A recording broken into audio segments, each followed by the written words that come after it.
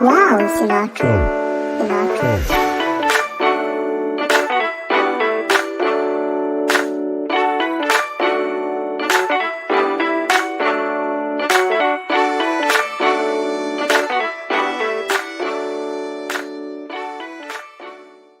Knock, knock, who's there? I bet you if I asked you if you wanted to play knock, knock, you'd be like, nah, man, you hella grown, bro.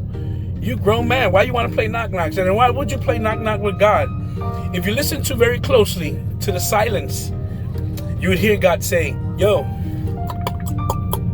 let me in.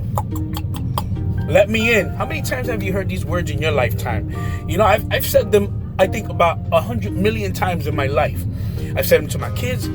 I've said it to my wife. I've said it to my sister, my parents, my grandparents, my friends. I've said them to so many different people, and the list could go on, and I could go on with the list. But if I can personally recall, I don't think I've ever said to God, let me in. I've never said to God, let me in.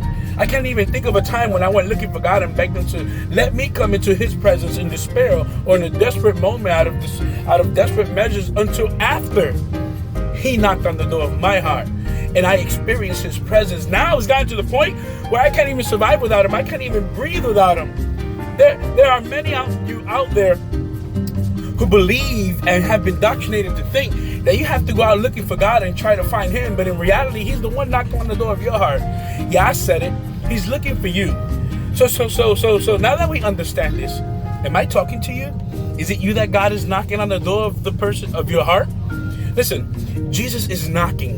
In Revelation chapter 3, verse 20, Jesus says these words. He says, listen, I stand at the door and knock. If anyone hears my voice and opens the door, I will come into him and have dinner with him and he with me. Into him? So what is he knocking on? Your heart. Listen, Luke chapter 15, verse 4. Jesus asked this question. What man among you who has 100 sheep and loses one of them does not leave the 99 in the open field and go after the lost one until he finds it? About Luke chapter 19, it talks about some short dude named Zacchaeus, right? A man of short stature named Zacchaeus, and he would climb a tree all the time. Every time he saw Jesus talking, he was like, yo, I gotta go hear this dude. So he would climb a tree so he could get a glimpse of Jesus and he could hear Jesus. And one day Jesus went to the place where Zacchaeus was, and he looked up and he saw Zacchaeus and he said, yo, Zacchaeus, yo, come down here, I need to talk to you. Zacchaeus was like, what's up, Jesus? He said, listen, today I got to go to your house. I got to stay at your house. So Zacchaeus, you know, he got what he wanted. So he threw himself off the tree joyfully. And everybody that was there started to murmur and talk gibberish. Oh, look at Jesus. Oh, he's going to lodge with a sinful man. He's going to go to a sinner's house. But Zacchaeus stood there and said to God, look, man, I've done crazy stuff, but I'll give half of my possessions to the poor. And if I extorted anybody or anything from anyone, I'll pay it back 4 times, I promise. But today, I realize that salvation has come to this house. Jesus told him, because he too is the son of Abraham, for the Son of Man has come to seek and to save the lost. In other words, I came to save what's mine. Don't you see the pattern here? Jesus is knocking. Knock, knock, knock, knock, knock. He's not playing a knock, knock game. He's willing to go into your heart. He's willing to go in, willing to go after the lost sheep, and he has come to seek and save. Does that sound like someone who's waiting around for you to ask permission to get into where he is? Listen, consider the father of the prodigal son in Luke 15, where it says, but while the son was still a long way off, his father saw him, and his father was by the gates of the entrance of the house. His father saw him and was filled with compassion and joy and tears. And he ran to the son and threw his arms around his neck and kissed him and said, welcome back. The father didn't wait for the son to walk up to the front porch and ring the doorbell and bang on the door and say, let me in, and beg the father for the entrance to come back to the home. The father ran to him and welcomed him. This is how God works. Listen, in Ezekiel chapter 34, the prophet Ezekiel also wrote this down about God. In verses 11 and 12, he writes, for this is what the Lord God says.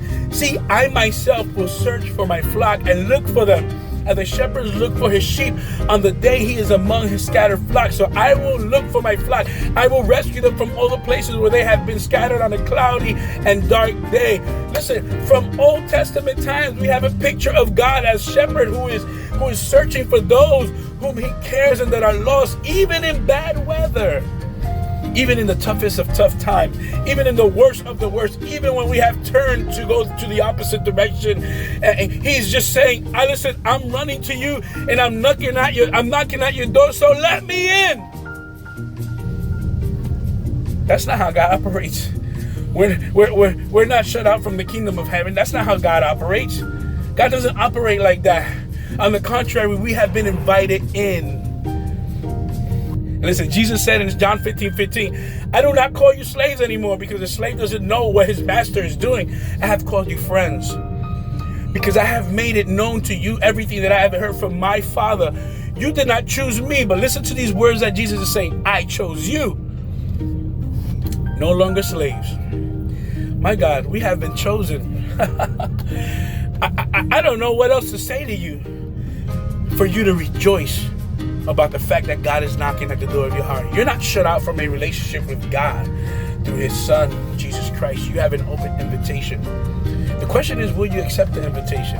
Listen, man, let me keep it 100 with you before I leave, because I got to go. Stop playing knock knock. Knock knock, who's there with God? Tomorrow's promised to no man, and your tomorrow, guess what, my man? It might very well be too late. Guess what, my sister?